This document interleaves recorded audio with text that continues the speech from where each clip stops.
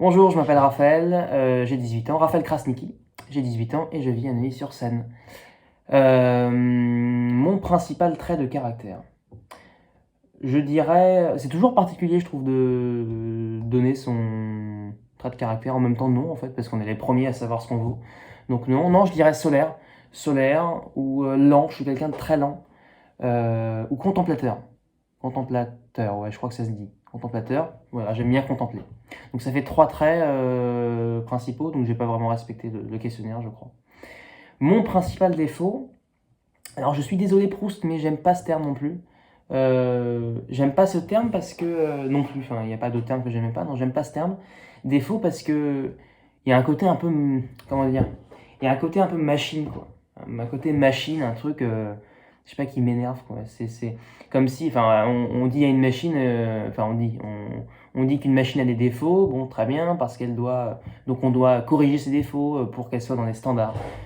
J'ai pas envie qu'un. Enfin, vous voyez, il y a un truc un peu, je sais pas comment l'expliquer, mais il y a un truc très très embêtant dans le côté. Vous avez des défauts, quels sont vos défauts? D'ailleurs, c'est pas pour rien qu'on le demande dans des entretiens d'embauche, puisque c'est là qu'on va nous traiter un petit peu comme des machines. Donc j'aime pas du tout ce terme. Désolé Proust. Mon rêve de bonheur. Mon rêve de bonheur, il est simple, enfin je crois. C'est faire des choses qui me passionnent. Faire des choses qui me passionnent, avec passion évidemment, sans qu'on vienne m'emmerder. Ça, c'est, je crois, le truc important. Sans qu'on vienne m'emmerder.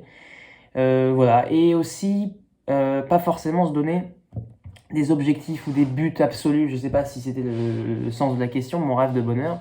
J'ai pas de but d'objectif particulier parce que je trouve que, en fait, quand on se donne des buts, comment dire, on passe à côté de beaucoup de choses.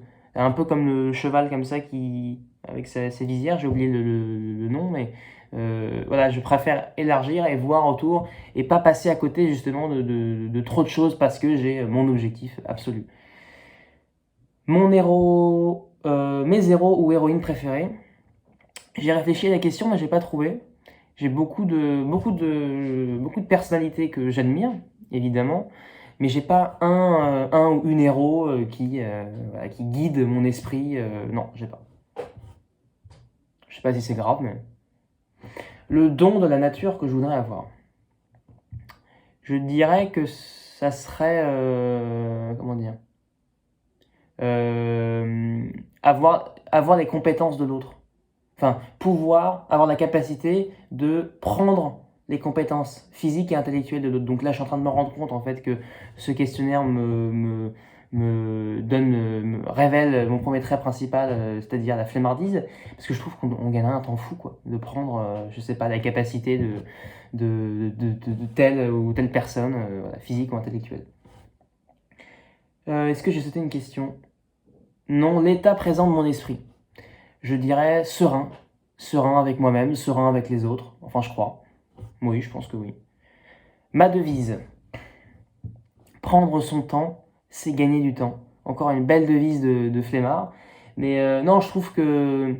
En fait, moi j'aime bien manger lentement. J'aime bien marcher lentement parce que pourquoi on gagne du temps? Parce que quand on fait les choses lentement, j'ai l'impression qu'on les fait avec passion, avec plaisir. Et donc on gagne du temps dans le sens où on est là dans l'instant T, on prend plaisir de l'instant T. Enfin, je sais pas si je suis très clair. Oui, voilà, c'est ça l'idée, quoi.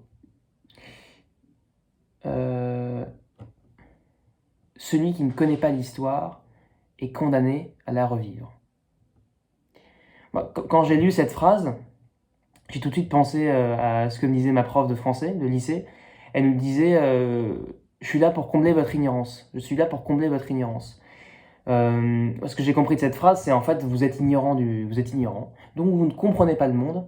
Donc je vais, en tout cas essayer, enfin je vais vous faire comprendre, vous apprendre à penser le monde, à comprendre le monde.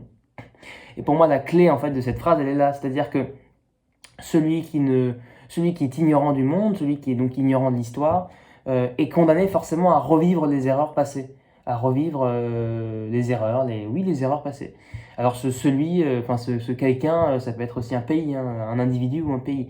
Là où ça devient inquiétant, c'est quand un pays oublie les erreurs passées, enfin oublie les crimes passés plutôt pour, en fait, fait exprès d'oublier les crimes passés. Parce que ne pas connaître, ça peut être aussi oublier, hein, et faire exprès d'oublier pour justement commettre des crimes. Et là, ça devient plus inquiétant. Ça devient plus inquiétant. Voilà, non, parce que je pensais à une phrase, là, mais j'ai oublié ce que je voulais dire. Non, parce qu'en fait, pour moi, oui, c'est là l'importance. Je me suis un peu perdu, mais c'est là l'importance pour moi d'une mémoire collective juste, qui s'appuie sur des faits, sur des témoignages. Voilà, de se construire une mémoire collective juste. Parce que, en fait, celui qui oublie, celui qui est ignorant du monde, celui qui est ignorant de l'histoire, c'est celui qui oublie les morts, finalement. Qui oublie les morts de femmes, d'hommes, d'enfants. Merci.